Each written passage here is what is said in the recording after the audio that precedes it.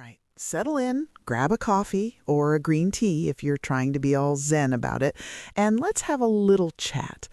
We need to talk about something that's become frighteningly rare these days. I'm not talking about affordable housing or a printer that actually works when you need it. I'm talking about wisdom. Now, I know what you're thinking. Oh, great, another lecture on how I should read more philosophy and stare at a wall. And, well, yeah, kinda, but hear me out. We are living in the golden age of stupidity. Seriously, look around. We have more information in our pockets than the President of the United States had 30 years ago. And what are we doing with it? We're getting into arguments with strangers about whether a hot dog is a sandwich. We're reacting instantly to everything. We have smartphones and smart homes, but somehow we're acting dumber than ever. That's where Ryan Holiday comes in with his book, Wisdom Takes Work. Learn, apply, repeat. This is the final boss battle in his Stoic Virtues series. He's already yelled at us about courage, discipline, and justice. Now he's tackling the big one, the virtue that makes all the other ones actually work. The core problem this book solves is simple. You are not born wise. You don't just wake up one day with a Gandalf beard and the ability to solve complex geopolitical issues. Wisdom isn't a download, it's a muscle.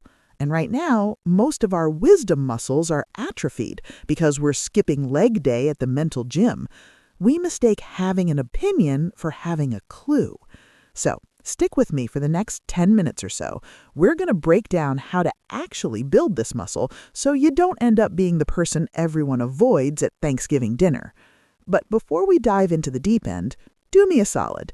If you want to get smarter without actually reading thousands of pages yourself, smash that like button. It tells the algorithm that we're sophisticated intellectuals, or at least that we're trying.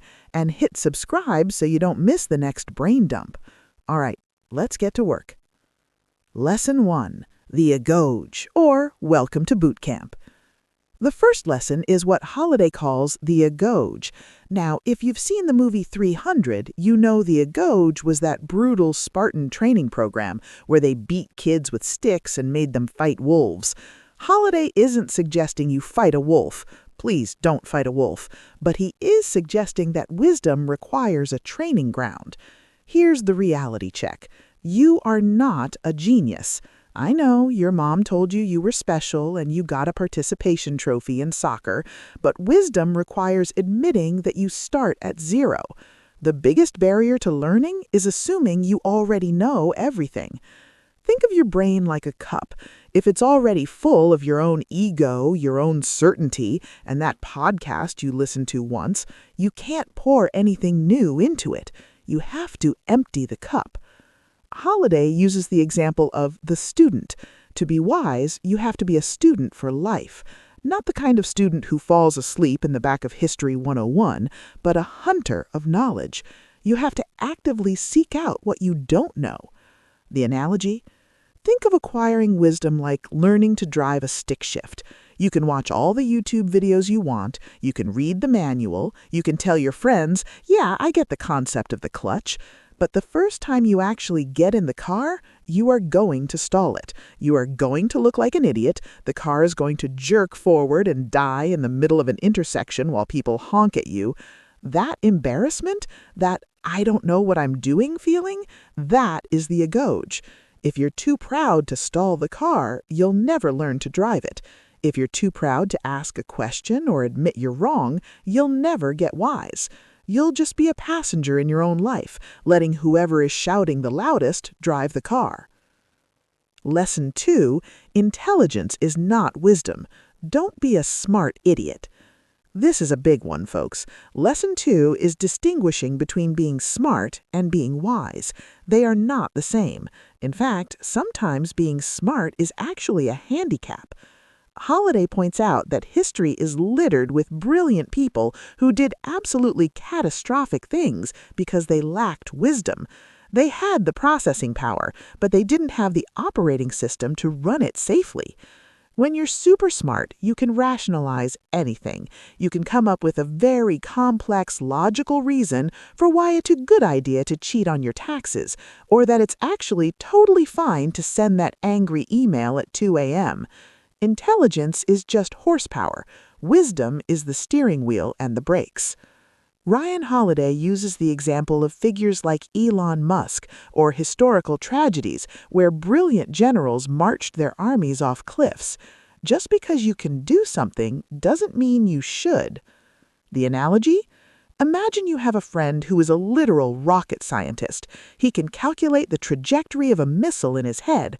But this same guy dates people who are visibly toxic, buys a tiger because he thinks it'll be a cool pet, and invests his life savings in a crypto coin named after a meme of a hamster.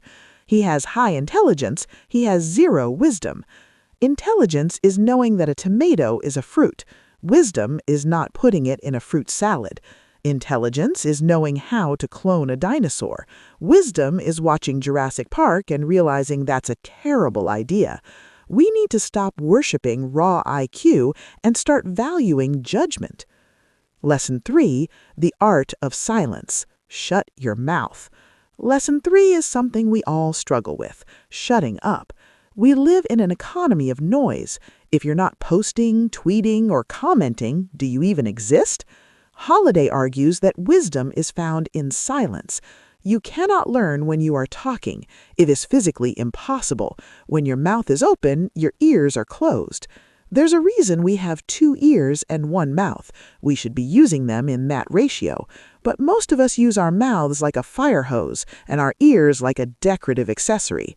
Wise people pause. They hesitate, not because they're slow, but because they are processing. The fool has an immediate reaction to everything. The wise person waits. They look at the situation from a few different angles before they decide what they think. The analogy? Think about a text message argument. You know the drill. Someone sends you something that makes your blood boil, the little bubbles pop up, your thumbs start flying, you are typing a paragraph that is going to absolutely destroy them. You are a lawyer, a judge, and an executioner. That is the lack of wisdom. Wisdom is typing that message out, looking at it, taking a deep breath, and deleting it. Wisdom is realizing that sending that text feels good for exactly 4 seconds, but the fallout lasts for 4 weeks. It's the ability to say, I'm going to sit this one out. It's like being in a buffet. Just because the shrimp is there doesn't mean you have to eat 5 pounds of it. Just because you have an opinion doesn't mean you have to serve it to everyone at the table. Lesson 4, suffering into truth. Embrace the cringe. All right, lesson 4. This one hurts a little bit. Holiday talks about how wisdom often comes from suffering into truth.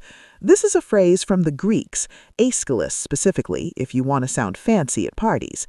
It means you often have to get things wrong before you get them right. You have to fail. You have to touch the hot stove. We live in a world that tries to hack everything. We want 5 hacks to get rich, 3 hacks to 6-pack abs. We want the shortcut, but there is no shortcut to wisdom. You have to walk the path, and sometimes the path is full of rocks and Lego bricks that you step on barefoot. Montaigne, one of the great philosophers Holiday references, learned by examining his own mistakes. He didn't hide them. He looked at his own clumsiness, his own forgetfulness, his own failures, and he studied them. The analogy? This is like dating. You can read all the books on relationships you want, you can watch rom-coms, but you don't actually learn what you need in a partner until you date the wrong person. You have to date the DJ who doesn't own a bed frame. You have to date the person who is obsessed with their ex. You have to go through those painful, cringe-worthy breakups to realize, oh, I see. I need someone who is stable and kind, not just someone who has cool tattoos. That heartbreak, that suffering into truth, you can't bypass it. If you try to skip the suffering, you skip the lesson. So stop trying to be perfect and start seeing your failures as tuition payments for the university of life.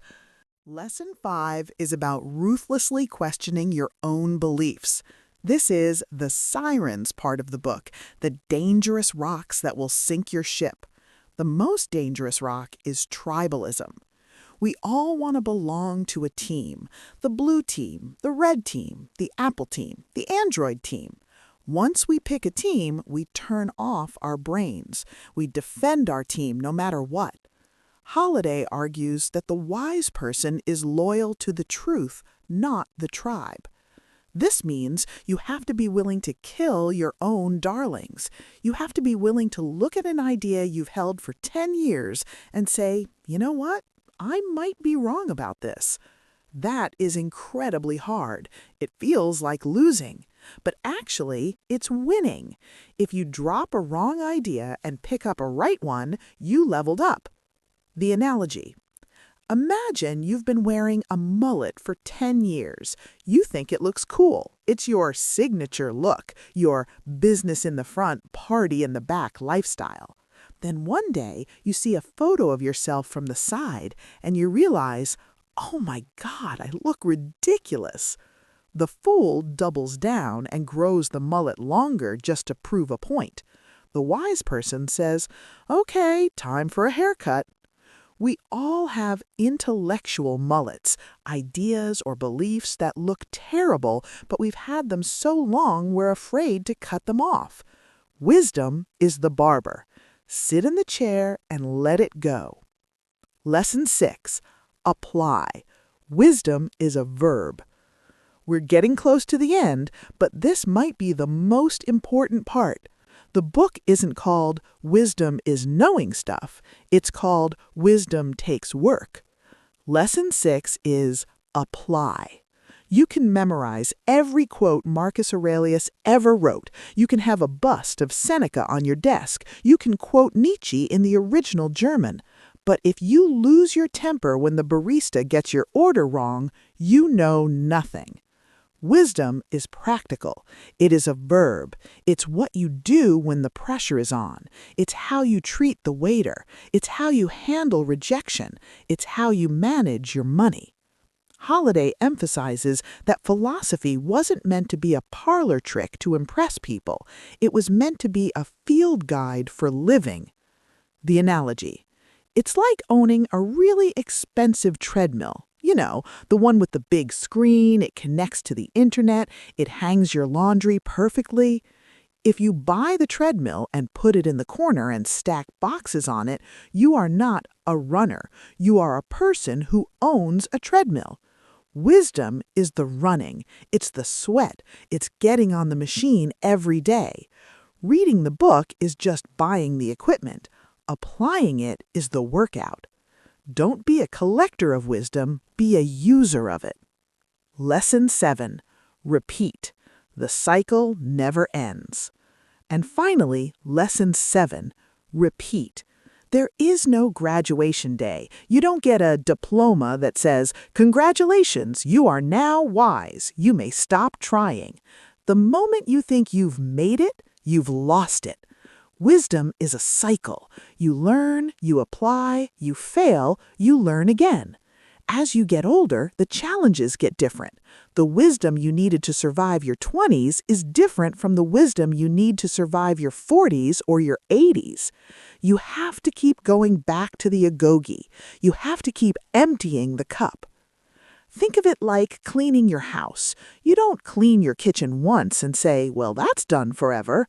No, you cook dinner and guess what? The kitchen is messy again. Life makes a mess of our minds. We get cynical, we get tired, we get arrogant. We have to scrub the floors regularly. We have to do the dishes every day. Repeat. That's the work. So, let's recap. Wisdom isn't a mystical power bestowed upon you by a lady in a lake. It's work. Enter the agoge. Admit you don't know anything. Be a student. Don't be a smart idiot. Intelligence without wisdom is dangerous. Shut up. Listen more than you speak. Suffer into truth. Learn from your failures. Don't hide them. Kill your darlings. Question your own beliefs and ignore the tribe. Apply. It only counts if you use it in real life. Repeat. Do it all over again tomorrow. Ryan Holiday's Wisdom Takes Work is a call to arms for your brain. It's demanding that we stop drifting through life on autopilot, reacting to every shiny object, and instead grab the wheel. It's about slowing down in a fast world. It's about thinking in a reactive world. It's about being kind in a cruel world. And look, I know it's hard. It's much easier to just watch cat videos and get angry at politicians. But easy doesn't lead to a good life. Work does. Now, before you go off to contemplate the vastness of the universe, or more likely check your Instagram notifications, I have a question for you. I want you to go to the comments section right now and tell me, what is one belief you used to hold strongly that you eventually realized was completely wrong? What was your intellectual mullet? Let's humble ourselves a bit in the comments. I'll be down there reading them, judging you silently. Kidding, I'll be cheering you on. And if you found even a nugget of value in this video, please click that like button. It costs you $0.00, but it helps this channel grow, which helps me buy more books to summarize for you. And if you haven't subscribed yet, what are you doing? Join the club. We're trying to get wiser together here. Here's my final piece of advice for you today. Knowledge is knowing a tomato is a fruit. Wisdom is not putting it in a fruit salad, and philosophy is wondering if ketchup is a smoothie.